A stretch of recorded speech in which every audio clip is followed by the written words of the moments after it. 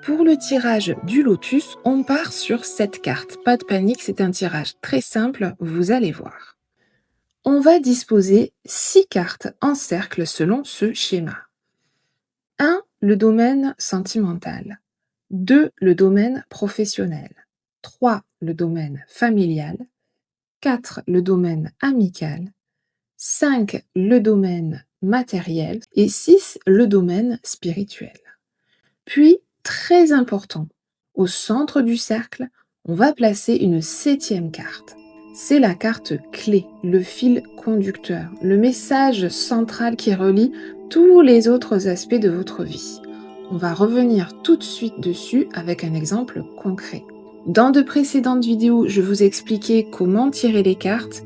Si ça vous intéresse, vous avez tout sur ma chaîne YouTube Les Oracles de Clara Guidance. Mais nous, aujourd'hui, on va se concentrer sur la lecture du tirage.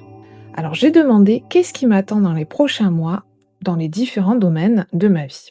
Dans le domaine sentimental, on me parle de voyage. C'est l'occasion, sûrement, d'explorer de nouveaux horizons, de sortir des habitudes, de créer de nouvelles activités à deux, de partager des moments différents pour nourrir la complicité.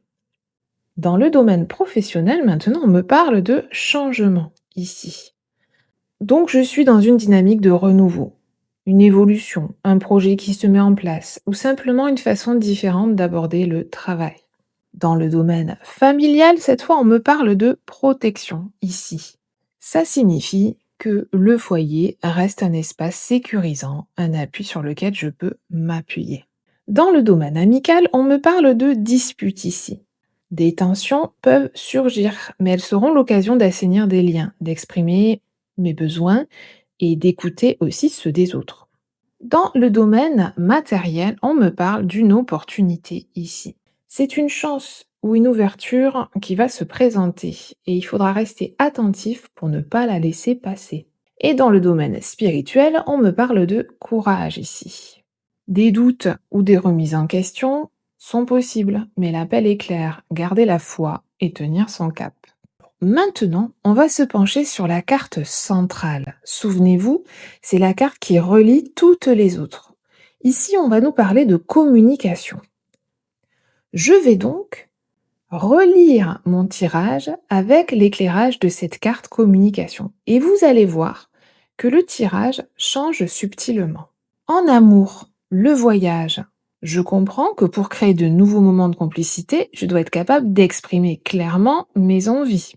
Au travail, je comprends que la nouveauté ne se fera pas si je ne suis pas transparente avec mes collègues, mon chef ou mes partenaires. Dans la famille, pour renforcer ce cocon sécurisant, il faudra que je sois active dans l'expression de mes besoins, mais aussi dans l'écoute de mes proches. Dans le domaine amical, je vais être amenée à gérer les tensions par le dialogue sincère, sans fuir les confrontations.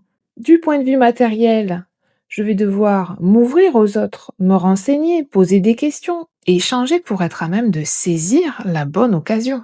Et dans le domaine spirituel, je dois comprendre que je ne suis pas seule et que je suis invitée à convoquer les conseils de mes guides au lieu de rester seule avec mes doutes. Vous voyez comment ce tirage s'articule et l'importance capitale ici de la 7e carte.